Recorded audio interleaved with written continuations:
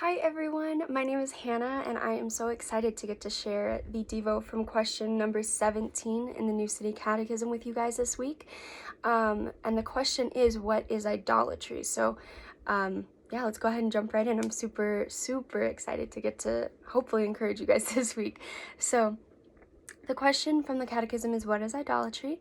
And the answer is, idolatry is trusting in created things rather than the Creator for our hope and happiness, significance, and security. And the passage that the Catechism gives for us to go through as their foundation for that answer is going to be found in Romans chapter 1, and we're going to read verse 25. I would encourage you guys to go back and read the whole passage because it really gives a good foundation for the topic of idolatry, but we just don't have time. So verse 25 says, "They traded the truth about God for a lie, so they worshipped and served the things God created instead of the Creator himself, who is worthy of eternal praise. Amen." So Paul states it here very clearly, very simply, and even the Catechism gives the answer here. That's also found in Romans 1, but it is that what is idolatry is the question. The answer, simply enough, is trading the things that God has given us for God himself. It's taking good things that the Lord has given to us. It's taking things that are not in and of themselves evil. They can be, honestly, like whatever we choose to worship, it can be really evil. It can be wicked, but on the forefront, a lot of them seem very innocent, very straightforward, and they're taking those things and they're trading them for God himself, which is why idolatry is such a big deal in our hearts. It's not just letting our minds focus on other things. It's not just choosing to take a step back from your Devo life or from your prayer life and saying like, oh, I'm just gonna stay on Instagram today. It can be that. It absolutely is that for me many times. But idolatry is so much more serious than that, because it's not just us taking a break or being, I'm going to relax for a few minutes. It's not us doing that. It's literally dethroning God in our hearts. It's literally taking worship that he deserves and giving it to something else, taking glory and honor and our lives, our hearts, our desires, our hopes, and even the answer in the Catechism talks about why or what we give to these idols. And we try to place our hope, our happiness, our significance, our security in these idols rather than in the one who can actually care for those things in our life. And so idolatry is not this kind of it's simple to understand for sure, but it's not a simple one and done answer for each of our lives.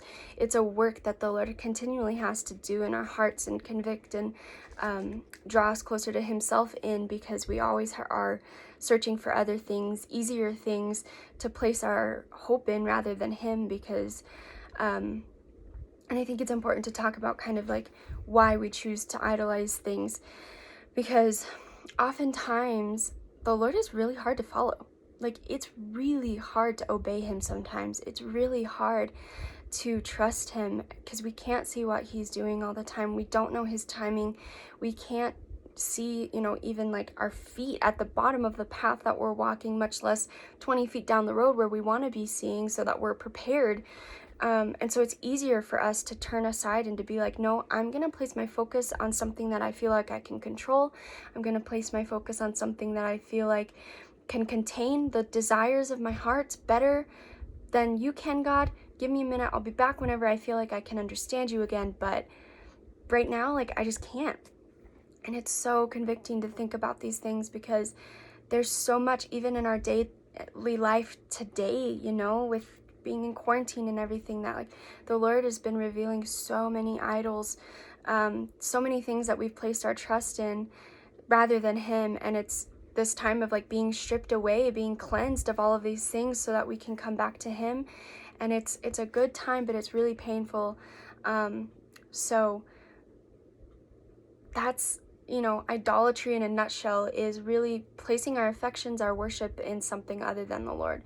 And so There's a couple things though that make idolatry a big deal, and like why we don't initially see it, or there are things that we don't initially see within idolatry that become a big deal to the Lord, and should be a big deal to us. And as we grow, like they become bigger deals to us for sure. So the first biggest deal about idolatry, like why should I care about this? Okay, I get what idolatry is. Why should I care? What's the deal, with it? The first thing is kind of what I already talked about, is that these idols steal worship from God. They take his place in our hearts and they make him insignificant to our hearts. They make him seem unworthy. They make him seem scary and unfaithful. And he's not. He's none of those things. He is always with us. He loves us. He cares for us. And he wants us to see these idols as they really are. And that goes into Psalm 115 verses 4 through 8. I don't have time to read it right now, but it's a really amazing passage, and the author of the psalm goes through this.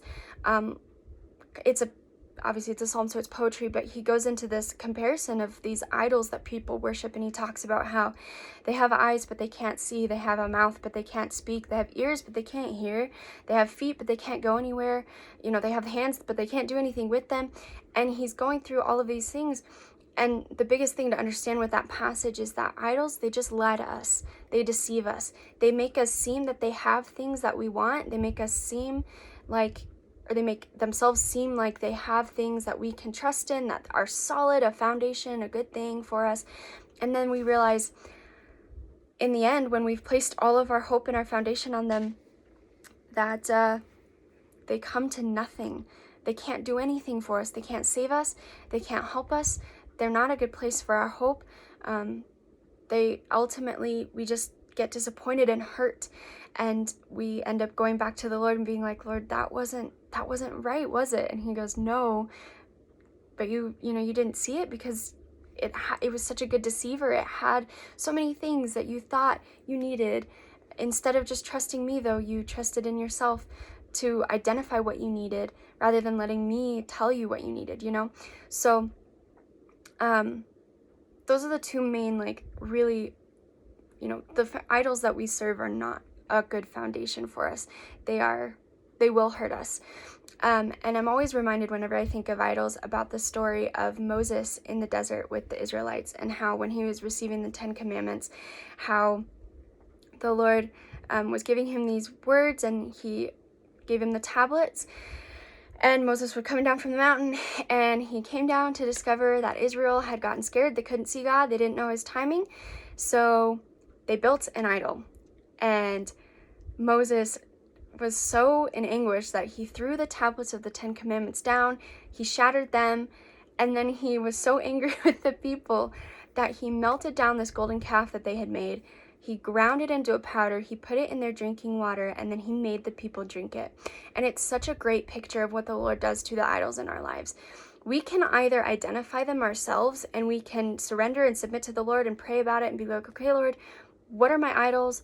How do you want me to fix them? Where's the line for me? Because social media isn't necessarily a bad thing, so what's too much for me?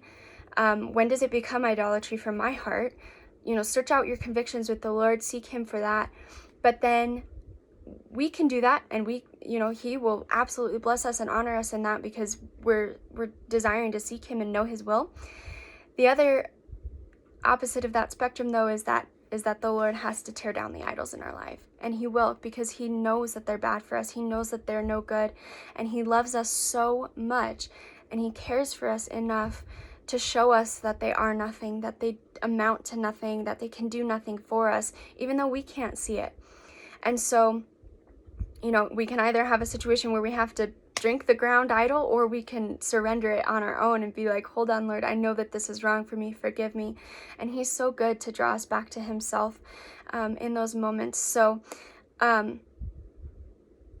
do want to talk about, kind of to give you guys some pointers, I guess, on how to identify idols in your life, how to stop from having them, because no one honestly is going to be ever perfect in that. But the biggest thing you can do, just pray. The Lord is so faithful. He will reveal those things to you, And yeah, he's so good. He's so loving, and he loves you so much. Just pray for your idols to be revealed.